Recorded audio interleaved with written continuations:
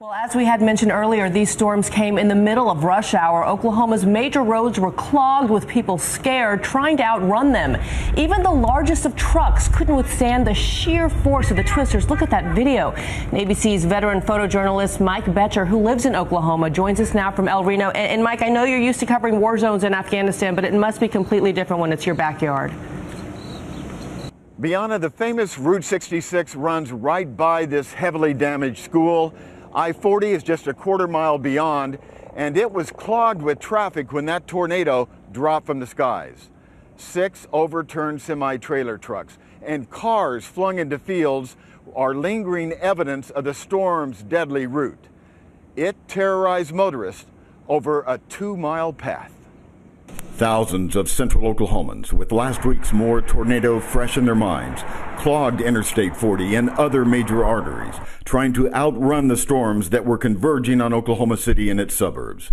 They joined thousands of commuters who were heading home after work, a combination that proved deadly. Lives were lost in last night's tornadoes, all of whom were killed in their vehicles.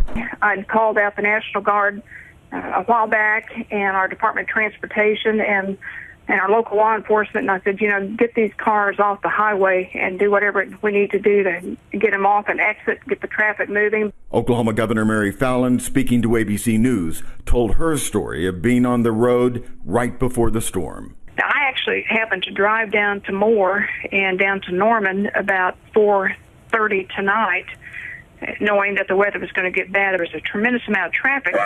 The huge rainfall produced by the storms added to the danger. I can't stress enough that these people need to get out of the area. The tornadoes were embedded inside heavy rainstorms and were almost impossible to see. Rescue squads were up against that danger too. I'm stuck in traffic with other units. I need you to make a call for me. After what happened in Moore, people were just loading up tonight in cars and just trying to get out of the path of the tornado. Once that tornado passed through this area between El Reno and Yukon, it was heading directly for my neighborhood in central Oklahoma City. I took my family down into our basement. The basement was flooded. We took shelter there, but luckily that tornado veered south of our neighborhood. I have lived here 21 years growing up and the 2 most recent years. I've talked to old timers who've lived here their entire lives, and they tell me they've never seen a 2-week period like this in Oklahoma ever. And this time, the bullseye was an interstate highway.